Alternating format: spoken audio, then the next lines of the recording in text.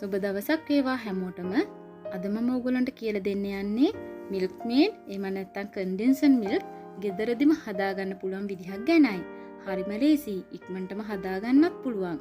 ලොකු වියදමක් යන්නෙත් නැහැ. දැන් අපි බලමු ඒකට මොනවාද අවශ්‍ය වන්නේ කියලා.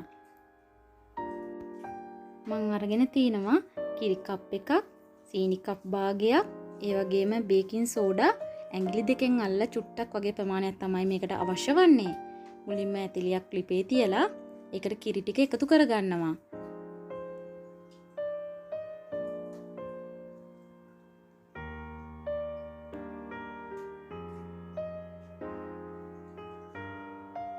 දැන් කිරි ටික ටිකක් රත් වෙන්න දිනවා. රත් වෙන්න දෙනවා. ඒ ගමන්ම හොඳට හැඳි ගන්න ඕනේ. දැන් ඒකට මම සීනි ටික එකතු කරගන්නවා.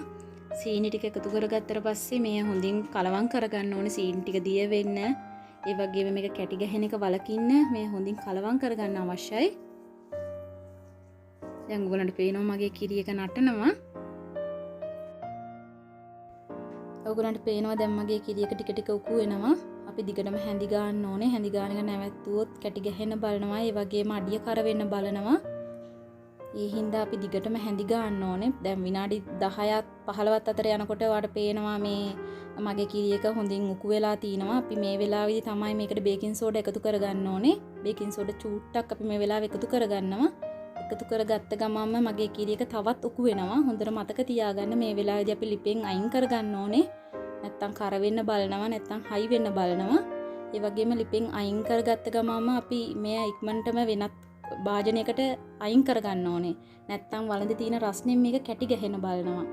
මේ වෙලාවේ අපි වෙනත් භාජනයකට අයින් කරගත්තාට පේනවා මේ අඩු වියදමකින් මේක හදාගන්න පුළුවන්. කිරි කප් එකක් වගේ ප්‍රමාණයකින් milkmade කප් භාගයක් විතර ප්‍රමාණයක් මම හදාගත්තාට පේනවා රුපියල් 60ක් වගේ වියදමක් තමයි මේකට යන්නේ.